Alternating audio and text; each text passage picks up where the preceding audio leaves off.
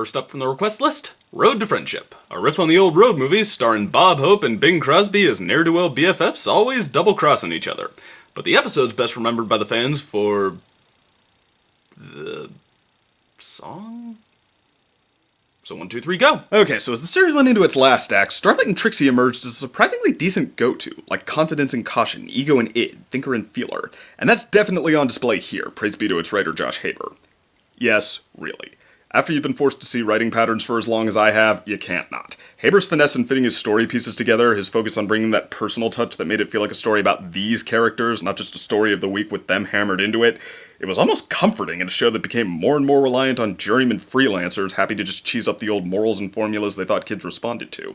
Like, listen to some of Starlight and Trixie's dialogue as they get frustrated with each other. No shortcut lines just saying what he wants the point to be, none of them insisting on anything obnoxious or outright dumb, like the episode doesn't know how to actually make this a problem that people would have. It does. Every word is them honestly making reasonable attempts to get this uphill battle to work, even backpedaling and saying the right thing a few times. They sound like thinking people, like themselves, and that keeps their chemistry. And then to reconcile, they don't need big, pretentious moral speeches, they don't need over-the-top melodrama, they just need a little time to cool off and start missing each other, and a nudge or two to say, okay, we still hate this trip, but we're best friends for a reason. This is the kind of strong base that makes it much easier to pull off a great episode, and much harder to tumble into a bad one. Okay, so time out. I gotta talk about the actual road movies, and there's no way I can do that in the time limit if I count it as part of the review, so if that's too much of a cheat for you, skip to this timestamp. Okay, so I did watch a couple road movies with Daylover, Rio, Bali, after I got shown up by Calliope Pony and Omniviewer on knowing that they were a thing and this was a reference. And I don't know if any old movie could have totally satisfied us after we just came down from our Masters of Silent Comedy kick, that Daylover was also a step ahead of me on knowing things about.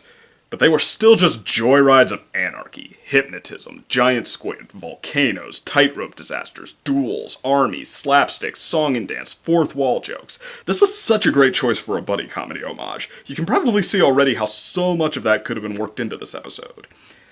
And, other than that hella energetic song sequence, how it mostly wasn't. Yeah, even after all that, did anybody really expect me to call this a great one? Look back at all the best comedy or buddy conflict episodes and tell me this really measures up. An Act 2 fallout of them just corny snarking, giving a subpar show and fighting over a wagon, a climax that hinges on Trixie lying down. I mean, it was a little funny, but...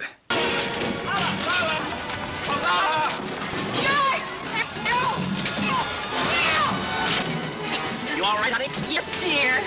I've said before that Haber might have been overwhelmed with the unexpected promotion to head story editor, but even before that, there was something about him that just never seemed urgent.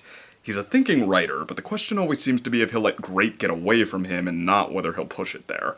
If I thought Season 8 deserved a top 10 list, I'd need this to fill it out. But on its own, I'd say it's a B. Okay, if you enjoyed this video, please like and subscribe. If not, send it to your frenemies. And as always, feel free to make a request for anything you'd like to see me blaze through in this series. I will only sometimes cheat. Have a great day, and take care.